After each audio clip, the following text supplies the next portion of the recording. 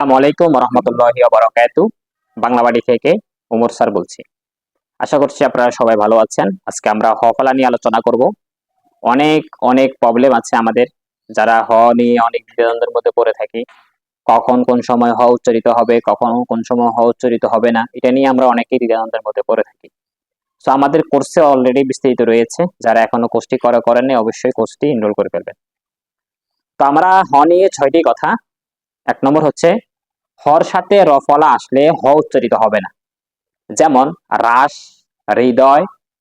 2 নম্বর হচ্ছে হর সাথে ন আসলে হ উচ্চারিত হবে না, যেমন চিহ্ন, অপরাহ্ন। তবে নো এই সাউন্ডটা উচ্চারিত হবে। 3 নাম্বার হচ্ছে হর সাথে যখন ম আসবে তখন হ উচ্চারিত হবে না, যেমন ব্রাহ্মণ বাড়িয়া। একটু ফুলে তোলো। 4 নম্বর হচ্ছে হর সাথে ব আসলে হ উচ্চারিত হবে না, তবে হ কে ও করে ব কে মহাপরাণ ধ্বনিতে পড়তে হবে, যেমন আহ্বান থেকে আহ্বান। 5 নম্বর হচ্ছে হ যখন হর সাথে জ ফলা আসলে হ উচ্চারিত হবে না, যেমন উজ্জ থেকে, যেমন উহ থেকে উজ্জ, ঐতিহ্য থেকে ঐতিহ্য। 6 নম্বর হলো হর সাথে ল আসলে হ উচ্চারিত হবে না, যেমন আহ্লাদ থেকে আহ্লাদ।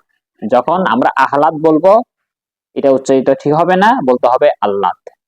সো এই পর্যন্ত আমাদের হ নিয়ে 6টি কায়দা। আশা করি সবার কাছে এই হ ফলা নিয়ে আগামীতে কোনো প্রবলেমে আপনাদেরকে পড়তে হবে না। সো আরো বিস্তারিত রয়েছে কোর্সে, যারা কোর্সটি এনরোল করেন অবশ্যই কোর্সটি এনরোল করবেন।